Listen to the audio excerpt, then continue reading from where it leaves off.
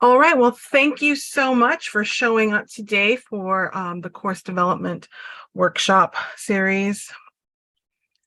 This is our Sparking Student Engagement via Learning Science. And just a quick recap. In 2022, last year, when we launched this workshop series, we went over course development fundamentals. So learning outcomes, backward design, assessment, feedback, all of that fun stuff. And this year, we are trying to dig a little deeper. So far, we have covered accessibility, diversity, equity, inclusion. And today, we're starting student engagement, which is one of the focus of Learning Mate when they signed on with us. They had 4 different focus areas, which was engagement, critical thinking, creating a community of learners, and workplace, real world relevance. So those are what you'll see coming up. But today, we're going to start off with engagement. So sparking student engagement. So we're going to talk about what engagement is, why it's important, how we can encourage student engagement, and we are going to share some strategies and examples for encouraging that engagement. And of course, it wouldn't be one of our course development workshops without our fabulous guest speakers. I'm looking at you, Amy and Cole. All right, so what is engagement? When we were looking at defining student engagement, Amy found this really lovely quote, but what I really want to highlight here is those words that I put in bold font: attention, curiosity, interest, optimism, passion, and motivation. So those are really, when you're thinking about describing student engagement, those are the key words that come to mind, at least for me. What does engagement look like? Oh, it helps if I don't open the chat by accident and hide all my notes. Engagement comes in different types. Students engage with content through learning activities. So your videos, your interactives, the readings, assignments, all of the things in the class that they're actually going to be doing. Students also engage with their instructor, right? You have the instructor to student engagement. So instructors post announcements, they're active in discussions, they provide feedback, maybe live learning or office hours. And also student engagement includes how they interact with their institution. What is their sense of belonging and community with the institution, or they've joined clubs. You know, at UAGC, we have the UAGC Connect and we have Champs. Are they in peer mentoring? What does that look like as part of student engagement?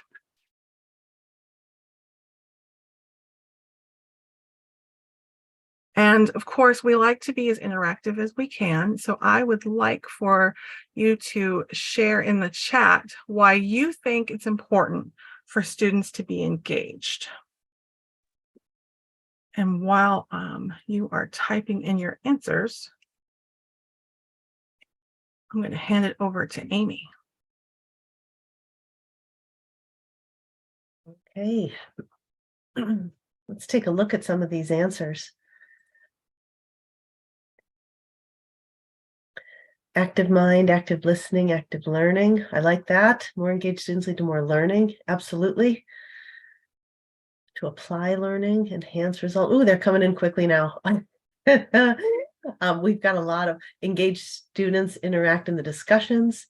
Action, habit, character, results. I like that. Jay mentioned the formative assessment. An important way to keep students engaged. Absolutely. If we can make sure they're progressing on those formative assessments, we have a better likelihood of achieving the summative assessment. Oh, thank you for attributing that to Aristotle. Dr. Foster, wonderful. They become invested in the process when students are engaged. Excellent. Engagement makes it my class instead of your class. I like that so much. Really, really nice. Absolutely. Engagement makes learning fun. It doesn't have to be drudgery, does it? It's supposed to be fun. We're supposed to enjoy what we're doing here, right? So wonderful, fantastic answers here. And so, Diana, if you could move to the next slide. So why is it important for students to be engaged? All the reasons you just noted. We obviously want learning to improve, and we also don't want students who are bored or dispassionate or disaffected. And we certainly don't want students to feel neglected or feel just like a number or like they're floating around in cyberspace somewhere. So engagement is really critical. If you could go ahead and go to the next slide, Diana. Now, how does learning theory influence engagement? As many of you know, I know many of you have studied learning theory and are very well versed in these various types of learning theory. But for those of you who haven't, learning theories provide a variety of frameworks outlining how students learn and how they retain information. And as you can likely imagine, engaging students is critical to learning theory. So let's take a look at a few different learning theories and see how they seek to engage students in the learning process.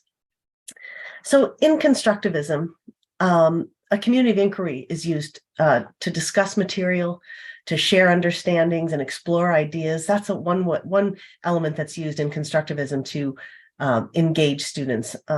Engagement can also be attained through storytelling or providing opportunities to engage in independent thinking. And you may also remember our discussions about Vygotsky's zone of proximal development. And that's the space where students are challenged, but not overwhelmed by the challenge, and they can rely on an instructor for guidance or assistance. In cognitive load theory, John Sweller sought to engage students by layering or scaffolding information in a logical manner. And Sweller thought that overwhelming students with information would cause students to not only max out their short-term memory, but also cause students to disengage. Social cognitive theory seeks to engage students by allowing students to collaborate and share their passions or even experiment with innovation. And another element of social cognitive theory suggests allowing students to observe an instructor completing a task. And an example that immediately comes to my mind is of a math professor working on a problem for everyone to see. Finally, cognitivism. Gagne talks about the 9 events of learning. And the first one is getting students' attention. How do you grab their attention and keep them engaged? Sometimes that can be done with a story, a question, maybe a problem, maybe a mystery to solve. And so let's now take a look, or let's take a moment to share some of the strategies you've used in your courses to promote student engagement. And I'm excited to see what you have as far as creative engagement strategies. Oh, yes, Clifford.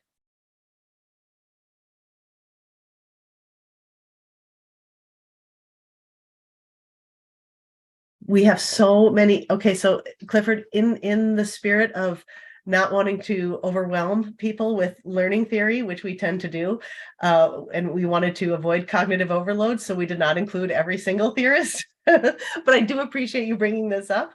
Oh, wonderful. That's a great idea, Kate. Leaving your announcements open for weekly questions and then allows you to build on the material or even provide students with individual resources that may speak specifically to them. Asking questions. Yes, such a great strategy, Sue, to ask questions at the start and students start looking for answers.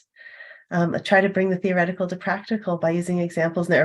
That's a wonderful, wonderful example. I'm teaching a class right now that students are so afraid of the word research, and then they tell you, oh yeah, I do this every day. I guess I was looking for a sport for my child to play this summer. I was looking for a movie to watch. I was looking for, so showing students that they engage in this kind of, content every day makes it a little less intimidating. Use follow-up questions, meaningful work, projects where students do something. I love that, Clifford. Okay, you guys are going super fast now. Yes, creativity is critical. And I love the idea of solving problems, allowing them to be innovative and get them invested in something in their own community. Being responsive, yes, and active in the discussion early in the week. That's so true, Susan. And that also speaks to helping students not feel like they're floating around in cyberspace. If they know you're there, that sort of presence is so valuable. And have students provide feedback to each other. Such a good idea, Kara. I know students sometimes listen to students more than they do their instructors. So if it comes from them to say, hey, use the UAGC thesis generator, they may be more likely to use it. And tell your own story. I like that. Really nice, Connie. Thank you all for these great ideas. Always to choose the topic. Yes. Yes, that will definitely keep them engaged, won't it, Millie? I think I'm going to pass it off to Natalie. Is that correct? Yeah, thank you. Hi, everyone. I'm Natalie Scott. I'm an assessment specialist in the Office of Assessment and Curricular Affairs. It sounds like a lot of what you mentioned fits into one of these examples that we have written here. These are other strategies that you can use to increase student engagement in your classroom, both through course development and facilitation.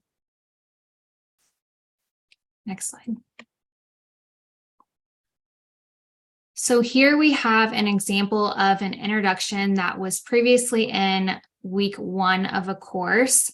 There isn't anything necessarily wrong with this, but the faculty found that it could be better and there could be a way to encourage students to engage more and get ready for the upcoming content of that week. So then we're going to go ahead to the next slide. So this is what that cognitive primer turned into. You can see in the bold is some of the verbiage that was changed. Obviously, it wasn't altered that much, but the biggest thing was the addition of the video, and we're going to watch that video now. Give me just a moment to load that up.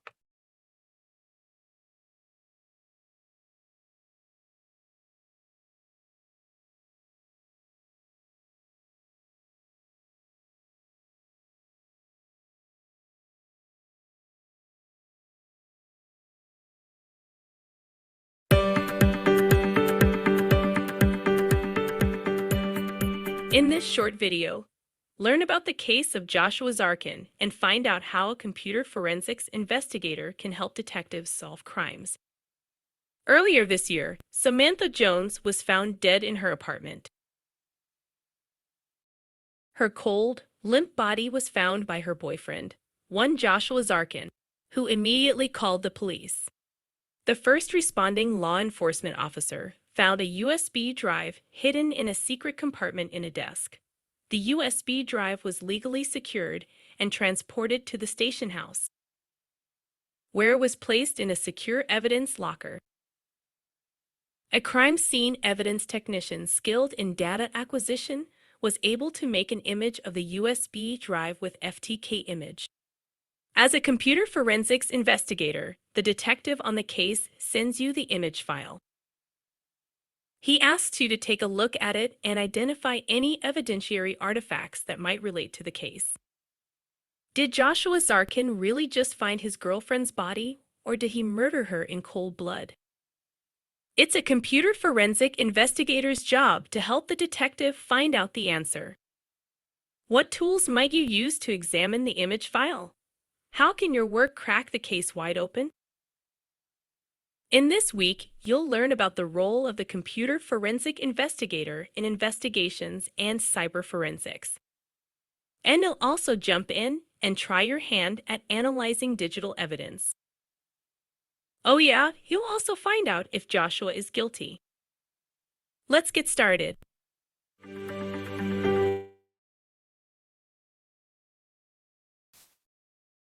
So that video, even though it's less than 2 minutes long, it helps to set the scene for the week, and they created a scenario and questions that then students can apply and find out more about during the content of that week. You can go to the next slide. Another example of and a way you can engage students is through interactives. Articulate Storyline is used to create a variety of interactives to immerse students in real-world scenarios, explain difficult concepts, or simply have students interact with the content in unique ways. So here we just have a picture of 4 different courses and the interactives that they utilized. So you can have flashcards, explainer, or case studies. Those are just examples. There's a lot more that can be found in the Course Development Hub, and that is linked on these slides.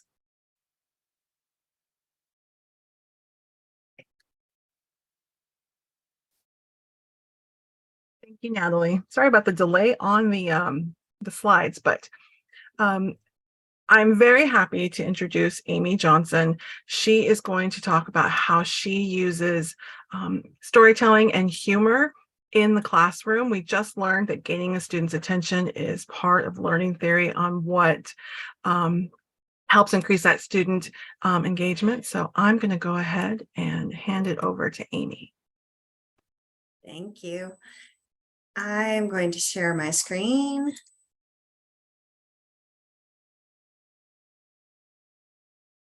The reason I use humor and storytelling in the classroom is because that's what I use in real life. So I want to take my real life personality and put that in the classroom. One of my big beefs, I would say, even as a student, is that we expect learning to be a bit boring, and I don't do boring. It's boring. It's not going to get my attention. So I try and liven things up a little bit, but not at the expense of the learning. So my first impression in my welcome announcement is your basic welcome announcement. There's a picture of my family, my information. And then one day, my colleagues were laughing at something I'd done. So I knew that people found it interesting or catchy. So I decided to just make a video, and my colleagues are in this meeting. They'll probably remember this exact day, but this is the students' first look at me here.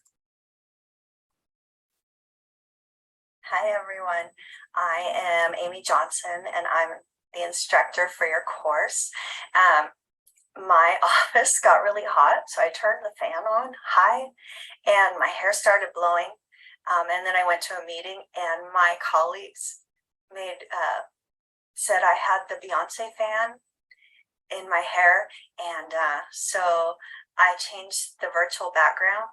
So now I'm super fancy. So I thought this would be a great time to introduce myself to you. Since I don't always have Beyonce hair, I'm not always on the virtual beach. So just remember me this way always. If you have any questions, please contact me. I love to help. I love to talk. I love to laugh. And I really look forward to getting to know you. I hope you are having a Beyonce day too.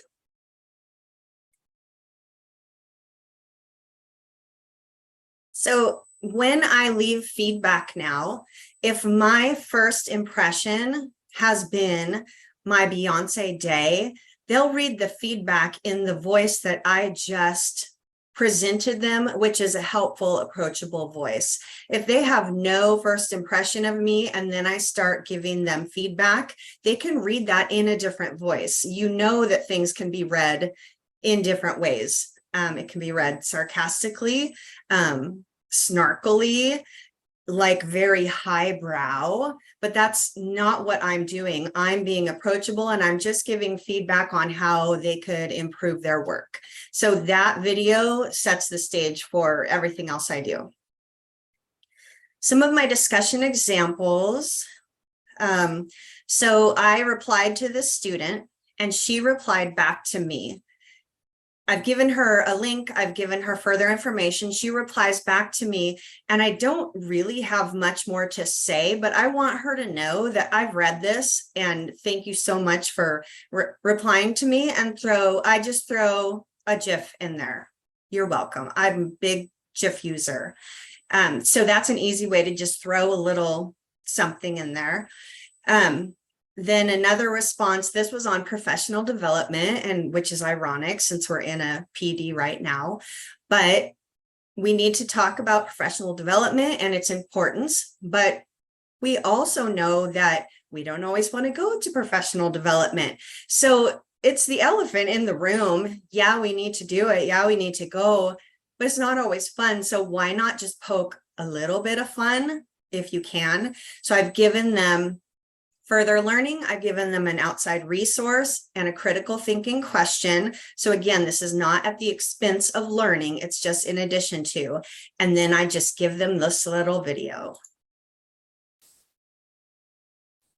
Other professional development, we got about 143 of you here. We're just waiting on one more. We'll give him about 40, 50 minutes or so before we get started. Folks, we're just going to breeze through this today. Hopefully we'll get out of here an hour or two early. And now that you're all comfortably seated, I'm going to go ahead and I'm going to put the sign up sheet up front. So if everybody could come up here and sign in. Now for the PowerPoint, I'm going to be reading the PowerPoint to you that I'm also showing you that I have emailed to you and also printed out for you. And when you leave today, I'll be beaming it into the sky like some Hunger Games announcement for you. Now I got a really good video clip for you. I'm going to hit play. You guys just sit back and watch.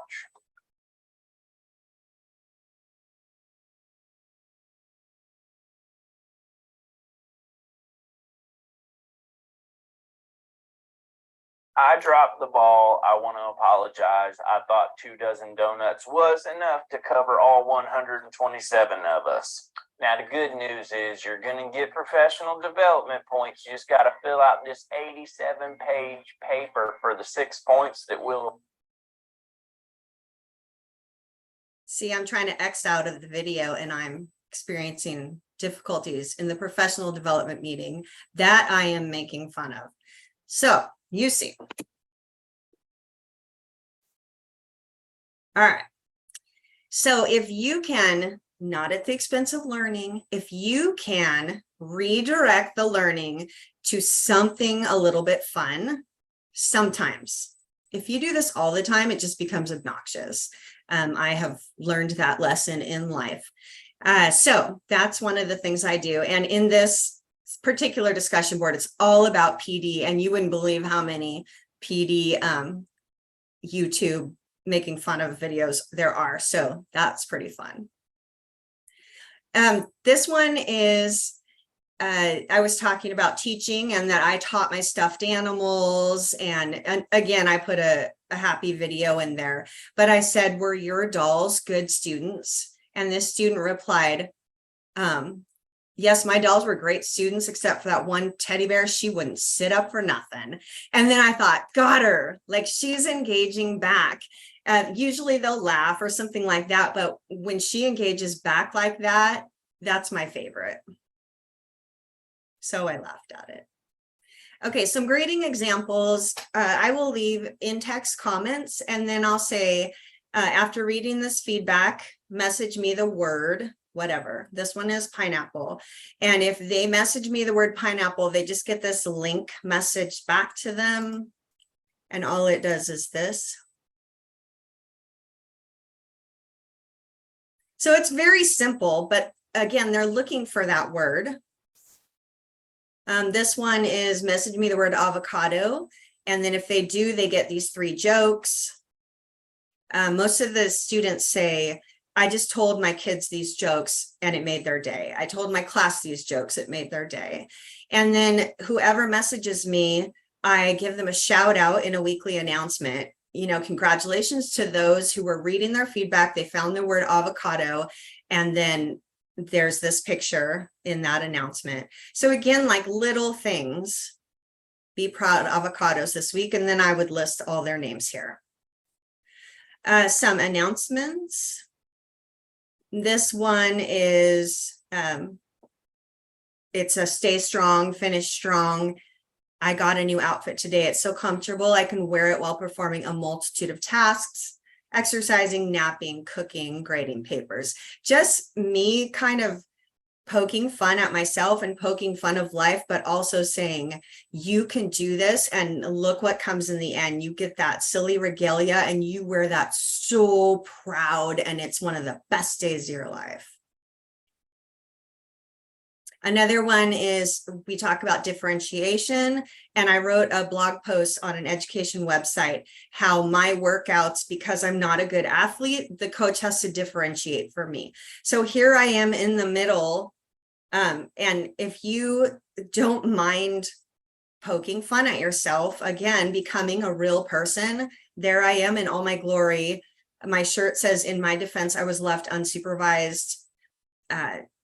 So they click on my blog post, which takes them to learning content, but I've got them a little intrigued. This one is just a mid-course laugh. It has no content whatsoever. It's simply to make them laugh. Okay, now this one is one of my favorites, and this is week 1. I do this every week, but this one is week 1. So it says, how are you feeling as we start the week? Reply to this announcement with a GIF describing your mood. And this is how I get to know them. I also show them how to do the HTML code of a GIF. So it's very easy for them to do that. So this is my GIF. And then I blocked out their names. This person's tired, and I reply with a tired GIF. This one is anxious, and she has icy weather. So I need to write that down that she might have weather difficulties. There's her icy weather. This one is anxiously awaiting, and she's about to have a baby. So I write that down. This one is almost graduating.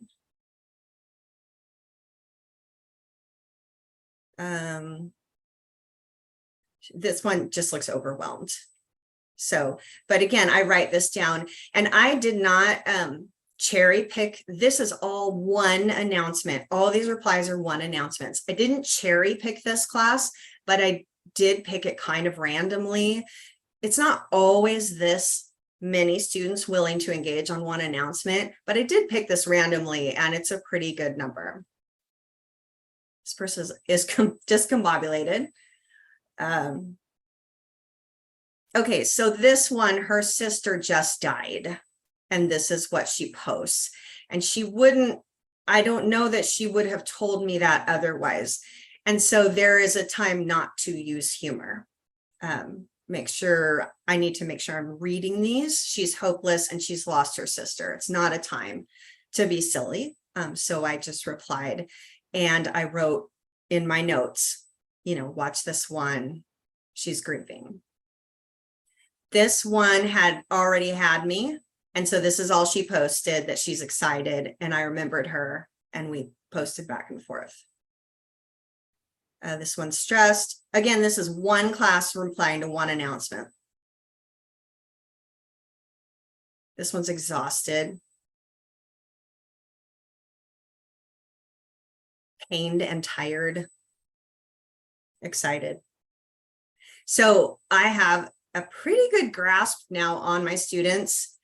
They're all over the place, and I have notes on what they need and how to interact with them better. But those are just some of the ways that I like to interact with my students and build that personal connection and give them the voice that I speak in and the voice that I approach life in. That's how I want them to read my feedback and my teaching, in that voice, in that approachable light. And that's how I do that. That's awesome, Amy. Thank you for sharing. We did get a couple questions on how you use some of these things. For sending those responses when someone sends you their word, do you set that up automatically, or do you just respond as they come in? I would imagine you respond as they come in. With what part? When they're saying, like, I'm tired? When they find the feedback word, like avocado. Oh, no, yeah, they'll message it to me. So it'll come in my Canvas inbox. And then when I open that message, I just send them the joke or the link back and mark on my little spreadsheet. They found the word, they found the word, they found the word. And then when you shout them out at the end of the week, number one, students don't realize we're even writing in their papers. They'll message me and say, I've read all the feedback. I don't even know what you're talking about. There was no avocado in there. And I'll say, but if you click on this link, it takes you to even more feedback. And they never knew it. And then secondly, it encourages them. If they didn't look, they need to start looking, because people are noticing. Good answer. And Susan, you asked about accessibility. It's a little complicated of a question on some of those, but I will send you a link for what we have on accessibility in the Course Development Hub that will give you more information. I did see that Amy was using YouTube, which has the ability to do captions, and there's a transcript available in there. When you're doing video, it depends on the type of video on if you need to add anything additional. In that particular video, she was describing like what she kind of looked like and what she was doing. So the transcript and the captions that were included should be enough there for accessibility.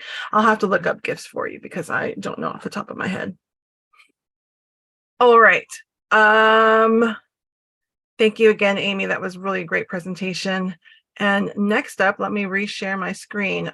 Cole is going to come and talk to you about technology in the classroom and how it relates to student engagement. Let me just bring up your slides really quickly. Awesome. Thank you so much, Diana. Man, I forgot how hard of an act Amy Johnson is to follow. I have no jokes and I have no Beyonce hair. So I'm just going to give it to you straight. But no, this has been a really, engaging, PD opportunity for our faculty and for me too. This has been a really fun presentation. So when we're having fun, we're walking the walk so that we can, do it in our classrooms too. But, when you talk about when Amy Erickson was going earlier over some of the different, learning theories and styles, I couldn't help but start to think about different platforms and different tools that are available, because any tool that you're going to run into, uses these theories in their DNA, essentially. So, and the good ones do it really well. But I do want to put just a little bit of a preface here. So I want to talk to you all just a little bit about third-party integrations for your classroom, but I want to preface it with the fact that I am just a tiny, tiny cog in this landscape. In reality, our curriculum teams, our learning technology teams, our learning resource teams, do so much hands-on work with all the third-party partners that we work in and integrate into our classroom. So I am still kind of new to this world in a lot of ways. I've really only been in my position. By the way, I should introduce myself briefly to those who I haven't worked with. I'm our Associate Director of Academic Technology and Innovation.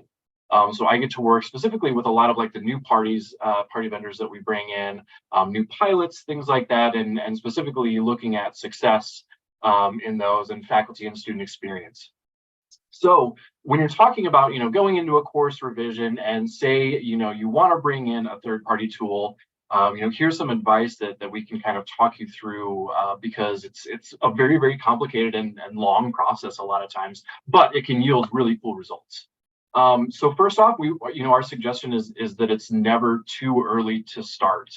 If you know you have a revision coming up and you've heard of a tool and you want to start researching it, start way earlier than you think you would. Even months before your course goes under actual revision would be appropriate, because these things really do get a long time to start rolling. A lot of times we have to reach out to a vendor to set up an initial demo, and then we have to have them kind of vetted through our learning tech team, vetted for our learning technology team, get other stakeholders involved, make sure that it makes sense with our curriculum, things like that. So getting the ball rolling and even getting a pricing quote takes a lot of time. So the earlier you can start, the better.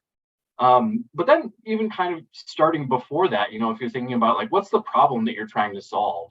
And is there potentially another solution that we already have that could do that? Or could we rethink, maybe meshing together a couple possibilities instead of bringing in something entirely new, paying for new licenses for a totally new product when we could kind of do the same thing or achieve the same goal using what we already have. Like I mentioned, cost obviously is a big, part of the conversation with any tool that we bring into the classroom. The cost has to come from somewhere. It's something that we are willing to offset a little bit of the cost of the students. Are there other funds that this can come from? And then again, even getting to, oftentimes when we're working with parties and vendors and platforms, it's a couple weeks into the conversation before we can even get general pricing. A lot of general pricing is not even posted publicly. So it takes a little while to figure out what that cost even is. And then especially if we're going, kind of a smaller licenses, is a lot of times it's per head count or per user, as opposed to, a big enterprise license, which might be a little bit more costly per user. So some of the things to just kind of think about in that realm. Another thing to kind of think about is how easily it integrates with our classroom. Say you find a tool that really, you like, or you've seen demoed, or you saw at a conference, or you saw a webinar on, and you can reach out to them and say, hey, do you work with Canvas? And they will say, absolutely, 100%. And a lot of them do. The great thing about Canvas as an LMS is it's very, very compatible. It works well with plugins and different platforms. But the question that we always kind of run into is how easily does it integrate with our Canvas classroom? We run every time we talk to vendors, and I know a lot of you on this call can relate or testify to this. When we meet with vendors and we kind of start talking about how we set up our classroom and what our master course shell model looks like, how we do attendance, things like that, we are a very, very unique institution in the way that we use Canvas and a lot of the tools that we've kind of crafted over the years. So maybe it does plug in easily to Canvas, but with the way that our courses copy, it takes, for example, a manual touch with every single shell that starts. That takes a lot of effort. It really, really does take some conversations and pre-work to determine, like I said, if it's a good fit for our classroom. Like I mentioned, looping in the learning technology team, the learning resources team, myself, as early as possible to kind of get those different lenses in and looking at a product is always really helpful. And then talking to those teams, talking to myself, part of my job is kind of knowing what's out there, both within our internal and our external landscape. So, say you're looking for a product, reach out to myself or any of those teams to talk about what we know that's already out there on the landscape. Maybe there's partners we've worked with in the past that we left for a certain reason, or ones that we've looked at in the past and haven't gone with because they're quite pricey. We have a lot of experience between our three teams, with knowing what's out there on the landscape. So you're not alone if you're out there looking for something or want to verify something. But in that vein too, I know that Jen Czar is just getting settled into her new role, as the Director of Learning Solutions. And then we're also working with, like I had mentioned, I'm a little bit new to this world too, just over the last couple of years. So we're collaborating with the Learning Technology and Learning Resource team as well to come up with a little bit more of a formalized intake process. So it's not like, somebody emails Cole and then it drops off into the ether. It's like, no, I want a formalized review of such and such product that I want to introduce into my course. And then we can provide you from these different lenses. Like, yes, makes sense from a Canvas side. Yes, it's a little costly, but we can maybe get around that. And then also make sure that things are accessible. I saw Susan mentioning accessibility. That's always something we want to ensure with any product we work with, as well as that everything is super accessible. So within the next few months, we're hoping to have a little bit more of a formalized intake process coming soon. We're hoping to house some of those resources and update the within the course development hub once we have more details about that. So, Diana, if you could go to the next slide, please. I just want to kind of provide. I thought that the Packback is kind of a really good example of a project that I've been a part of. So like I had mentioned, I'm a little bit newer to this side of the house, but this was one that I've been involved with kind of since the beginning. So a lot of our vendors that we've used like for years, we just kind of have, and they've been in our classes for a long time. But we really, really want to make sure we're deliberate about bringing in new partners and even refreshing ones that we have, making sure that what we have, makes the most sense. So Packback is a really cool product that we currently use in ECE 101 and EDE 100. We've worked with them for a couple of years. I would still say we're not necessarily in pilot mode. I would say it's more of a partnership within at least those two classes that we've been working through quite a while. But what it does is this is a tool that it essentially replaces our discussion forums and it allows students to use a Socratic method to really lead the discussion themselves. They're given a prompt and then they're allowed to actually create the questions that guide the conversation, and AI actually helps them along the way to improve their writing and to gain more points by participating throughout there, and really kind of lets the students drive the discussion board, which is fantastic. But I do think that it's a great example of, number one, a really, really cool product that we can get into our classroom, and a way that we can incorporate AI, free up just a little bit off an instructor's plate to help them be that person in the classroom, post those awesome GIFs and be the person, while the students kind of lead the discussion board. But it's also just a testament to how complicated sometimes these things can be. It's not just all right, we got Packback in the classroom, just plug and play every week. This is one instance where we have found out that it actually does take a fairly heavy lift on our end every time we have to set a class up, which is a consideration that we've run into. We would have definitely, potentially looked at putting it in more classes if it didn't take this manual lift with every class that we create. So yes, it's a great fit for Canvas, but for our model, we have to take that into consideration as kind of an added human capital cost in addition to the cost consideration for students. And this one is a really interesting one because we see so many benefits from it. Our faculty love it. A lot of our students really, really like it.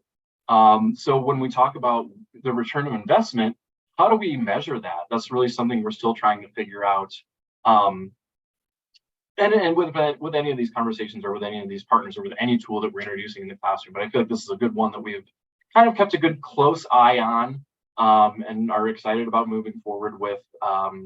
But I thought it was just a really nice example of kind of some of the work that goes into it and all the thought that goes into integrating a tool like that. So yeah, any thoughts, questions, feedback?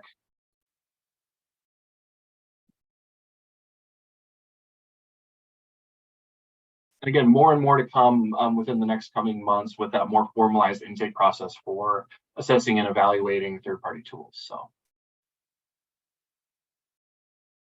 Well, I do not see any questions in the chat yet, but I at the end of this presentation, I have a slide that does have the link to the Course Development Hub for the page that has those third-party tool integrations, the information for contact. It has that blurb about the new intake process, so that when that's updated, they'll be able to find that information and how to contact you now about that. Thank you, Diana. And you know what, while you mentioned, I'm glad you mentioned that too, Diana, too, because there's something to consider too, is, we've kind of gone back and forth. Like, we want to be able to provide a list of and say like, hey, here are all the different tools that you can plug into your classroom. We would love to be able to do that. The only thing that really stops us from doing that is that most of those licenses, like I kind of mentioned earlier, are usually on a per user basis for the most part. So, it would be great to use this tool that you use in another classroom, but again, that cost offset is something that we need to take into consideration. So it's not like, here's the toolbox, use anything you want. It's almost always on a per user basis. So that's definitely another thing that needs to be considered if you're looking at. But the good news is if a tool is being used in another course already, we know that it works. We've been using it. We know our way around it. So that's one benefit of using tools that we have partnerships with. If that makes sense. Thank you, Cole. That's great information. It's great to see the process behind that, so that if someone has something in mind, that they know that it's at least an option to look into, and that you're always working on new things for the future. All right, everyone. If there's not any questions, we are just about at time. I just wanted to show you our schedule again. We'll have the last 3 areas that Learning Mate is working on. Clifford, that is a great idea for a workshop, or potentially something that we could do at the dish. I will make sure to capture that. I am going to post this presentation, the slides, on the CETL website, and there will be a link in the digest, the faculty digest that's sent by the CETL, sent out. I have included some links in this for the Course Development Hub, which has links for the education technology. There's the guide for Learning Mate, their media guide that Natalie showed you about. It has the primers in there. It also has the interactives. And then there's also some links that are going to be provided on learning theory, just in case you want to take a deeper dive into learning theory and how you could use that in the classroom. But otherwise, I appreciate all of our guests for coming, and for all of our participants for showing up and sharing how you use student engagement in the classroom. I look forward to seeing you all next time. Thank you.